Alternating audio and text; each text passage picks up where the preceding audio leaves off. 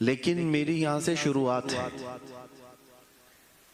کہ ہم اس سال پوری دنیا کو ایک پیغام دینا چاہتے ہیں کہ یہ ہماری زندگی میں خوش نصیبی آئی ہے، آپ کی زندگی میں آئی ہے کہ اس سال جو 12 ربیع الاول شریف کو میلاد النبی صلی اللہ علیہ وسلم آنے والی ہے، وہ پورے حضور پاک کی 1500 سالہ عید میلاد النبی ہے۔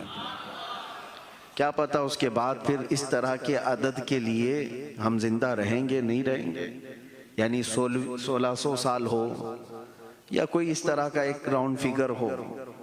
1500 سال حضور پاک صلی اللہ تعالیٰ علیہ وسلم کی ولادت کو ہوئے، اور آج آئی سی سی سے میں اس کی شروعات کر رہا ہوں انشاءاللہ العزیز۔ پوری دنیا بھر میں ہر سال تو ہم میلاد مناتے ہیں، ہمارا نام ہی میلاد والوں میں شمار ہے۔ بہت سارے لوگ تو ہمیں سنی نہیں میلادی بھی کہتے ہیں، کوئی فرق نہیں پڑتا۔ حضور پاک صلی اللہ تعالیٰ علیہ وسلم کی کسی بھی چیز کی نسبت دے کر کے ہمارا تعارف ہو جائے، یہ ہمارے فخر کی بات ہے۔ بلکہ بیدم وارثی تو یہ کہتے ہیں، سگے طیبہ سب مجھے کہہ کر کے پکارے بیدم، یعنی مجھے تو دنیا میری آئیڈینٹیٹی سے نہ پہچانے، مجھے طیبہ کا مدینے کا کتا سمجھ کر کے لوگ پکارے ہیں۔ یہ ان کی خواہش ہے، سگے طیبہ سب مجھے کہہ کر کے پکاریں بیدم، یہی رکھیو میری پہچان مدینے والے، میری اور الگ کوئی پہچان نہیں، علامہ ہو فہامہ ہو میری ڈگری ہو، بلکہ دنیا مجھے رسول پاک کا کتا کہہ کر کے پکارے۔ عزیزان گرامی، میں یہ آج سے موریشس کی سرزمین سے میسج دینا چاہتا ہوں، اور ہم آج سے اس مشن کو بھی شروع کرتے ہیں۔ حشر تک ڈالیں گے ہم پیدائش مولا کی دھوم، مثل فارس نجد کے قلعے گراتے جائیں گے، خاک ہو جائیں عدو جل کر مگر ہم تو رضا، دم میں جب تک دم ہے ذکر ان کا سناتے جائیں گے۔ یاد رکھو، حضور پاک صلی اللہ تعالیٰ علیہ وسلم کی مولد یا اس کو میلاد کہیں، یہ سنیوں کا شیوہ ہے۔ ہم 12 ربیع الاول شریف کو بڑے دھوم دھام سے مناتے ہیں۔ بہت سارے اس پر سوالات ہیں، وہ آج کے نہیں ہیں، بہت برسوں سے بھی ہیں۔ سوالات کی پرواہ نہ کرو، میں تو اکثر ایک بات کہتا، یہ تو ایک تفریح کے لیے کہہ رہا ہوں، دلائل کی روشنی میں نہیں۔ عام سنیوں کے لیے تو یہی بات ہے کہ کوئی بھی پوچھے کہ میلاد منانا کہاں لکھا ہے، تو جواب میں صرف اتنا ہی کہے سنیوں کی قسمت میں لکھا ہوا، بس اتنا کافی ہے۔ آگے بڑھ جاؤ، باقی جوابات علماء دیں گے۔ کہاں لکھا ہوا ہے میلاد منانا؟ سنیوں کی قسمت میں لکھا ہوا ہے۔ اور دوسری بات خاص طور پر ایک یہ ہے، ابھی یہ موسم آ رہا ہے، بہت ساری چیزیں آپ کے سامنے آئیں گی، سوشل میڈیا گرم ہو جائے گا، بہت سارے لوگ طرح طرح کی چیزیں لے کر کے آئیں گے، ایسے جس کو آپ کے باپ داداؤں نے بھی نہیں سنا ہے، نئی نئی چیزیں ہیں، لیکن اس پر بھی آپ فکر مند نہ رہیں۔ نثار تیری چہل پہل پر ہزاروں عیدیں ربیع الاول، سوائے ابلیس کے جہاں میں سبھی تو خوشیاں منا رہے۔ اس شعر سے بھی لوگ تکلیف ہو جاتی ہے، وہ کہتے ہیں یہ سب ان کے بنائے ہوئے ہیں، یہ سنیوں کے جلانے کے لیے۔ میرے عزیز، سوال ایک یہ خاص، حضور کی میلاد کا جشن نہیں منایا تو اب کیوں مناتے ہو پوری دنیا بھر میں؟ میں آپ سے کہتا ہوں، ہوش و حواس کے ساتھ سمجھو پوچھنے والے کا سوال کیا ہے۔ حضور جب پیدا ہوئے تھے، ریل میلاد اس وقت نہیں منائے گئی۔ آپ کراس کوشچن یہ کریں، اس وقت موجود کون لوگ تھے؟ مکہ میں جس وقت حضور پیدا ہوئے تھے کون لوگ تھے؟ کفار و مشرکین تھے کہ سب ایمان والے تھے؟ ہاں، کفار و مشرکین نہیں منائے تھے، یہ ہم پتہ ہے، ہمیں پتہ ہے۔ مکہ میں موجود کفار و مشرکین نہیں منائے تھے، اس لیے کہ ان کے اوپر جب تمہارے پاس اللہ کا فضل آئے یا اللہ کی ہمارے لیے عید کا دن نہیں ہوگا، قرآن پاک میں اللہ تعالیٰ نے عیسیٰ علیہ السلام کے زمانے کا ایک ذکر فرمایا ہے۔ عیسیٰ علیہ السلام اپنی امت کے لیے دعائیں کر رہے ہیں، ربنا انزل علینا مائدۃ من السماء تکون لنا عیدا لاولنا وآخرنا وآیۃ منک وارزقنا وانت خیر الرازقین۔ عیسیٰ علیہ السلام کیا دعا کر رہے ہیں؟ اے اللہ ہم پر آسمان سے ایک دسترخوان اتار، کھانے پینے کی چیزیں، مائدہ کہتے ہیں دسترخوان جس میں کھانا پینا رکھا جائے۔ عیسیٰ علیہ السلام دعا کر رہے ہیں کہ ہمیں آسمان سے ایک دسترخوان اتار، اور جس دن وہ دسترخوان اترے گا تکون لنا عیدا لاولنا وآخرنا، ہمارے اگلوں کے لیے اور پچھلوں کے لیے وہ عید کا دن ہو جائے گا۔ یہ قرآن میں عید کا لفظ ہے، عید کا لفظ ہے کہ جس آسمان سے دسترخوان اترے گا وہ عید کا دن ہے۔ سوچو اے سنی مسلمانوں، عیسیٰ علیہ السلام کہہ رہے ہیں آسمان سے دسترخوان جس دن اترے گا وہ عید کا دن ہے، اور جس دن پوری کائنات کا آقا دنیا میں آئے وہ عید کا دن نہیں ہو سکتا۔ جس کے صدقے میں پوری دنیا کو کھانے نعمت ملتا ہو، اس کے آنے پر کیا وہ عید کا دن نہیں ہو سکتا؟ بس دلائل رہیں گے، اسی لیے شروع میں نے ایک ہی بات کہی ہے کہ آپ صرف اتنا کہہ کر آگے بڑھ جائیں کہ یہ ہماری تمہاری قسمت کی بات ہے، اللہ نے ہماری قسمت میں لکھا ہے، اس لیے ہم حضور کی محبت میں جشن مناتے ہیں۔ اور اس بار پوری دنیا کو یہ بتانا ہے 1500 سالہ عید میلاد النبی میں، جشن عید میلاد النبی کے سلسلے میں پڑھ رہا تھا، اور اعتراض کرنے والے شاید یہ جانتے بھی نہیں ہوں گے سب سے زیادہ اعتراض کس کی طرف سے ہوتا ہے؟ ہمارے اندر موجود دکھنے والے سیم چہرے، ٹوپی داڑھی اور باقی سب سیم، ان لوگوں کو زیادہ تکلیف ہے۔ میں باہر والوں کی بات نہیں کر رہا ہوں، کرسچین، ہندو، جیوز، ان کی بات نہیں۔ جماعت کے اندر دکھنے والے سیم چہرے، وہ اپنا نام کچھ بھی رکھتے ہوں، کوئی بھی نام، دیوبندی، اہل حدیث، کسی بھی طرح کے نام سے ہوں، اگر ان کو اعتراض ہے، وہ بھی جس امام کو سب سے زیادہ فالو کرتے ہیں، آپ کو میں بتاؤں، شیخ ابن تیمیہ، کتاب ہے ابن تیمیہ کی اقتضاء الصراط المستقیم، کتاب ابن تیمیہ کی ہے۔ مجھے حیرت ہو رہی ہے، ابن تیمیہ اپنی کتاب میں یہ لکھ، یہ کون کہہ رہا ہے؟ بابا کہہ رہا ہے، اور بچے آج کچھ اور کہہ رہے ہیں۔ بابا یہ کہہ رہا ہے کہ جتنے لوگ حضور کی میلاد مناتے ہیں حضور کی محبت کی وجہ سے انہیں اجر دیا جائے گا، نیا کام ہونے کی وجہ سے نہیں۔ ان کے نزدیک اگرچہ بدعت ہے، اور وہ کہتے ہیں اس بدعت کی وجہ سے نہیں، لیکن ان کی نیت کی وجہ سے انہیں ثواب دیا جائے گا۔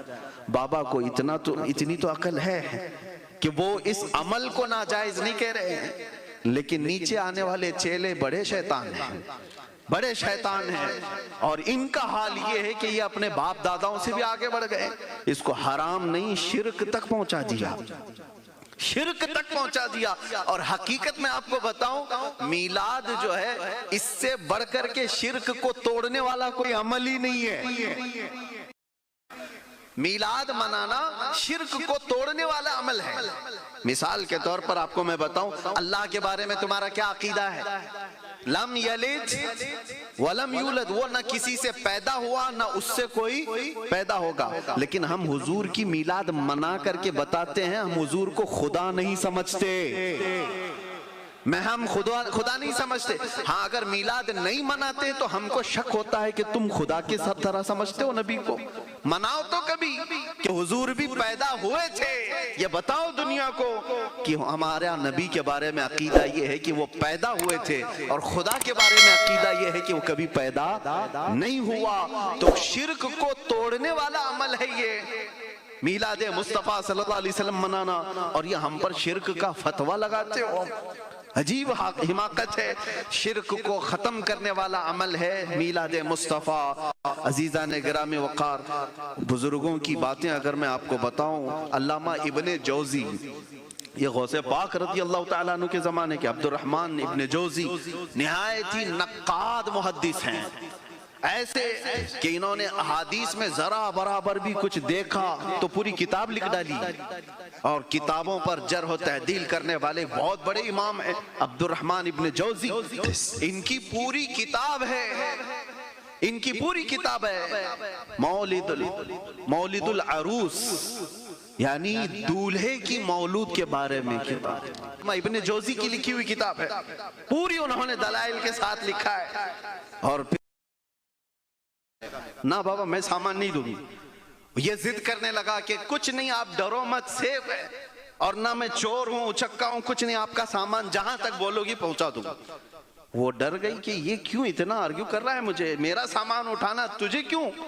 اس نے کہا اماں بس بات یہ ہے کہ آج ہمارے پروفیٹ محمد صلی اللہ علیہ وسلم کا جنم دن ہے، ان کی پیدائش کا دن ہے، اور ان کی یہ سنت یعنی ان کا محبوب عمل تھا کہ جب وہ کبھی کسی کمزور کو، بوڑھے کو بوجھ اٹھایا دیکھتے تھے تو اس کا سامان لے لیتے تھے، میں بھی اسی لیے آیا ہوں، آپ اپنا سامان دے دو، میں اٹھا کر کے لے جاؤں گا۔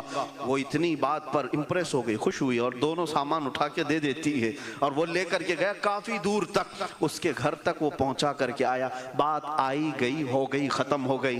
6 مہینے کے بعد میرے عزیزو وہ نوجوان مجھ سے رابطہ کرتا ہے اور کہتا ہے عجیب اتفاق ہے حضرت، عجیب اتفاق ہے، وہ خاتون جو جس کا سامان میں اٹھا کر پہنچایا تھا میرے بھی کوئی کانٹیکٹ میں نہیں تھی، لیکن جانے کے وقت اس نے کچھ کانٹیکٹ لیے تھے، 6 مہینے کے بعد آج وہ مجھ سے کانٹیکٹ کرتی ہے اور کہتی ہے نوجوان تمہارے کسی عالم سے ملاؤ۔ کہا کیوں، وجہ کیا ہے؟ وہ کہتی ہے 6 مہینے ہو گئے میں تمہارے نبی کی سیرت ہی پڑھ رہی ہوں، ان کی بائیوگرافی پڑھ رہی ہوں، اور آج میں اس نتیجے پر پہنچی ہوں کہ اس سے بہترین اخلاق کسی کے ہو ہی نہیں سکتے، اور میں چاہتی ہوں کہ وہ جو حسین چہرے والا دنیا میں آیا تھا، آمینہ کا لال اعلیٰ اخلاق والا آیا تھا دنیا میں اس کے اخلاق میں ڈھل جاؤں اور میں بھی کلمہ طیبہ پڑھ لوں۔ میں نے اس وقت محسوس کیا اگر ایک نوجوان صحیح طریقے سے میلاد مناتا ہے تو میرے مصطفیٰ سے کتنے کو قریب وہ کر دیتا ہے، اگر غلط طریقے سے مناتا ہو تو حضور سے لوگوں کو دور کر دیتے ہو۔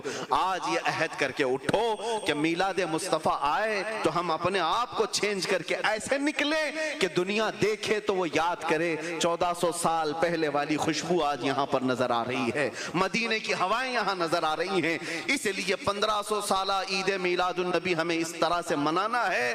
حشر تک ڈالیں گے ہم پیدائش مولا کی دھوم، مثل فارس نجد کے قلعے گراتے جائیں گے۔ اللہ کریم ہم سب کو کہنے سننے سے زیادہ عمل کی توفیق عطا فرمائے۔ حضرت کا حکم تھا 2 منٹ، اجازت 2 منٹ، حضرت کا حکم تھا کہ مجھے جو کہا گیا تھا ٹاپک کہ امت کی یونٹی کے بارے میں، اتحاد کے بارے میں، لیکن بات یہ ہے نا جو بھی آپ ٹاپک دیں ہماری زبان سے ایک ہی ٹاپک نکلتا ہے، وہ حضور پاک کی بات، زندگی کا عنوان یہ ہو جاتا ہے۔ لیکن میں آپ سے ایک بات کہوں گا، آج مجھ سے یہاں کی میڈیا کے کچھ حضرات نے انٹرویو کے طور پر سوال بھی یہ کیا تھا کہ آپ یونٹی کے بعد ڈس یونٹی کے بارے میں کیا سولوشن دینا چاہتے ہیں۔ ایک بات یاد رکھو، کب پھوٹ پڑتی ہے، کب اختلاف ہوتا ہے، اس کا ریزن آپ نے دیکھا، جب آپ نہر کی بات کریں گے تب پھوٹ پڑتی ہے، اور جب سمندر کی بات کریں گے تو کوئی اختلاف نہیں ہوتا۔ یہ ایک بات یاد رکھیں، ہر کوئی بٹا ہوا اور اپنے اوپینین کو، اپنی رائے کو دوسرے پر تھوپنے کی کوشش کرتا ہے تو اختلاف ہوتا ہے۔ ہم سب کو یونٹی اس وقت تک نہیں آ سکتی جب تک ہم مرضی مصطفیٰ میں سب اپنے آپ کو نہیں ڈھال لیتے، اپنے آپ کو جب تک نہیں ڈھال لیتے۔ صحابہ میں بھی اختلافات ہوئے ہیں، چھوٹے موٹے بہت سارے اختلافات ہوئے، لیکن کبھی ایسا نہیں ہے کہ ذاتی اختلافات ہوئے اور اس طور پر کہ دشمنی پیدا ہو گئی۔ لیکن آج صرف اور صرف سلسلوں کو لے کر کے، پیروں کو لے کر کے، علماء کے حلقوں کو لے کر کے اتنے خطرناک اختلافات ہیں کہ ایک دوسرے کے جان کے دشمن ہیں، لوگ جانی دشمن، سلام کلام بند، مصافحہ بند، اور ایک دوسرے کو دیکھنا بھی بند، اور لوگ حیرت کی بات ہے ہم سے پوچھتے ہیں کہ ان کے ساتھ بیٹھ سکتے ہیں کہ نہیں، ان کے ساتھ بیٹھ سکتے ہیں۔ امام شافعی کی ایک بات سناتا ہوں، امام شافعی جیسا عالم کون ہے؟ وہ درسگاہ میں پڑھا رہے ہیں، ان کے شاگرد امام ابو موسیٰ مازنی، اختلاف ہو گیا استاد اور شاگرد کا، شاگرد کہہ رہا ہے جائز ہے، استاد کہہ رہا ہے ناجائز ہے. اختلاف یہ پہلے ہوتا تھا، آج نہیں، اس کا سوچ بھی نہیں سکتا کوئی. امت ہونے میں اور غلام ہونے میں تو کوئی اختلاف نہیں ہے. کیا اس میں بھی اختلاف ہے؟ تیرا رسول اور ہے، میرا رسول اور ہے. انہوں نے کہا نہیں. امام شافعی کے ہاتھ چوم لی اور کہا رکھو، ایک گھر میں 4 بھائی ہیں، چاروں کو الگ الگ کلر پسند ہیں، الگ الگ کلر پسند ہیں. کسی کو سفید، کسی کو کالا، کسی کو نیلا، کسی کو ہرا. لیکن کلر پسند الگ ہونے کی وجہ سے وہ اپنی ماں تو نہیں بدل سکتا، اپنا باپ تو نہیں بدل سکتا. اختلاف کرنے کا حق ہے لیکن باپ بدلنے کا حق نہیں ہے. اختلاف کرو، اچھے سے کرو، لیکن تمہارا رشتہ بھی اسی رسول سے ہے، ہمارا رشتہ بھی اسی رسول سے ہے. اگر یہ نسبت سلامت ہے تو ایسے اختلافات سے کچھ بھی فرق نہیں پڑتا. آپ کو ایک بات اور بتا دوں، امام احمد بن حنبل بہت پائے کے محدث، 5 لاکھ حدیثوں کے حافظ ہیں، 5 لاکھ حدیثوں کے حافظ. انہی کے زمانے کے ایک اور امام ہیں، امام مدینی، جو امام بخاری کے استاد ہے، احمد المدینی. یہ امام مدینی اور امام احمد بن حنبل میں کٹر اختلاف تھا کچھ مسئلوں کو لے کر. اختلاف کا مطلب آپ یہ مت سمجھیں گالی گلوچ والا، ہاں وہ مسائل کا اختلاف تھا. امام احمد بن حنبل اپنے شاگردوں کو پڑھا رہے ایک کمرے میں بیٹھ کر، اچانک امام مدینی آئے گھوڑے پر، باہر گھوڑا رکایا اور تیزی سے چڑھتے ہوئے کمرے میں آئے، دروازہ کھولا. جیسے ہی وہ جلال سے آئے تو شاگرد سب ڈر گئے. امام احمد بن حنبل کی کچھ تو تیور بگڑے ہوئے ہیں. یہ تیور دیکھ کر کے امام احمد بن حنبل نے اپنے شاگردوں کو سب کو بھگا دیا، جاؤ باہر جاؤ، میرا اور ان کا معاملہ ہے. ایک بات یاد رکھو، محدثین نے یہ بات کی ہے، بڑے جب بات کرتے ہیں تو چمچوں کو بیچ میں نہیں آنا چاہیے. اختلافات سب سے زیادہ یہاں ہوتے ہیں. ہاں انہوں نے یہ تمیز سکھائی ہے، بات باہر نکل جاؤ. شاگرد بھی عام شاگرد نہیں ہیں، وہ بھی بڑے علماء ہیں، ان کو بھی نہیں رہنے دیا، باہر جاؤ، دروازہ بند کیا. شاگردوں نے روایت کیا ہے امام احمد بن حنبل اور امام علی مدینی، امام علی مدینی دونوں میں اتنا سخت مباحثہ ہو رہا تھا. باہر سے وہ لوگ کہتے ہیں کہ سننے میں تو ایسا لگ رہا تھا ہم کو کہ ہاتھا پائی ہونے والی ہے، کشتی ہونے والی ہے. تھوڑی دیر کے بعد آواز دھیمی ہوئی، بند ہو گئی. پھر دروازہ کھلا. شاگرد سب جو باہر کھڑے اسٹوڈنٹس وہ کہتے ہیں کیا ہوا ہم کو پتہ نہیں. لیکن شیخ علی مدینی نکلتے ہیں اپنے کمرے سے، گھوڑا باہر کھڑا تھا. امام احمد بن حنبل بھی پیچھے نکلتے ہیں. دونوں میں سخت اختلاف ہے، بحث بھی ہوئی ہے، آواز بھی ہوئی ہے. لیکن جب وہ نکلے، علی مدینی گھوڑے پر بیٹھنے جا رہے ہیں، توجہ چاہتا ہوں، گھوڑے پر بیٹھنے جا رہے ہیں. امام احمد بن حنبل اپنے ہاتھ ان کے پیروں کے نیچے رکھ دیتے تھے، اپنے ہاتھ ان کے پیروں کے نیچے رکھتے ہیں. شیخ علی مدینی امام احمد بن حنبل کے ہاتھوں پہ اپنا پیر رکھ کر گھوڑے پر چڑھتے ہیں. شاگرد دیکھ کر کے کہہ رہے یہ کیا ماجرا ہے؟ اندر دیکھو تو ہاتھا پائی ہونے والی تھی، یہ باہر تو ان کو گھوڑے پہ چڑھا رہے ہیں. یہی ہے ہمارے علماء کا اختلاف، یہی ہے. بعد میں امام احمد بن حنبل سے شاگردوں نے پوچھا کہ حضور اتنا سخت اختلاف ہے اور ان کے پیروں کے نیچے آپ ہاتھ دے کر ان کو چڑھا رہے ہیں. اب سنو امام احمد بن حنبل کیا جواب دیتے. کہتے ہیں میرا اور ان کا اختلاف مسئلے میں ہے لیکن تم ان کی حیثیت نہیں جانتے. اے لوگو، اگر تم ان کا مقام جان لیتے، میں نے تو ہاتھ رکھا ہے، ان کی دھول سرما لگانے کے قابل ہے. یہ کون فراخ دلی رکھتا ہے؟ جس سے اختلاف ہو اس کے بارے میں یہ کشادہ ظرفی کون رکھتا ہے؟ یہ ہمارے بزرگوں کا شیوہ تھا، یہ طریقہ تھا. اختلاف آج بھی کر سکتے ہو لیکن ذات کا احترام باقی رکھو، ذات کا احترام باقی رکھو. حسب نسب پر سوال نہیں، اس کے خاندان پر نہیں، اس کے باپ داداؤں پر نہیں، ورنہ اس کو اختلاف مذموم کہا جاتا ہے. وہ گالی گلوچ والا ہے، نیچ فطرت والا ہے. اعلیٰ فطرت والا اختلاف تو کرتا ہے لیکن انسانیت کا احترام باقی رکھتا ہے، اس کے اسلام کا احترام باقی رکھتا ہے. اللہ کریم ایسی یونیٹی ہماری امت میں پھر سے عطا فرمائے. لیکن ایک چیز ہے، آپ سب کو میں گزارش کروں گا، اختلاف جتنے بھی آئیں آپ ڈسکس مت کرو، آپ ڈسکس مت کرو. بہت زیادہ شوق ہے تو 9 سال عالم بن جاؤ، پھر اس کے بعد مفتی بن جاؤ، اور پھر اس کے بعد علامہ بن جاؤ اور شوق سے ڈسکس کرو. ورنہ واٹس ایپ پہ مناظرے کرتے رہو گے، یوٹیوب اور فیس بک کو یونیورسٹی بنا کر اس پہ مناظرے کرتے رہو گے تو یاد ہے گوگل میپ بہت بری جگہ پہ بھی لے جا کے پھنساتا ہے. بہت. ہم کو خود بھی دلی سے ہم اترے تھے, ہم جا رہے تھے بریلی, لیکن گوگل میپ نے ہم کو ایسی جگہ پہنچایا تھا رات کے 2 بجے, راستہ ڈیڈ اینڈ ہے, ختم ہے. ایک پولیس والا ٹارچ مار رہا تھا, ہم اتر کر کے دیکھے کیا ہوا, راستہ بھٹک گئے. ہم نے کہا ہم تو جا رہے تھے بریلی.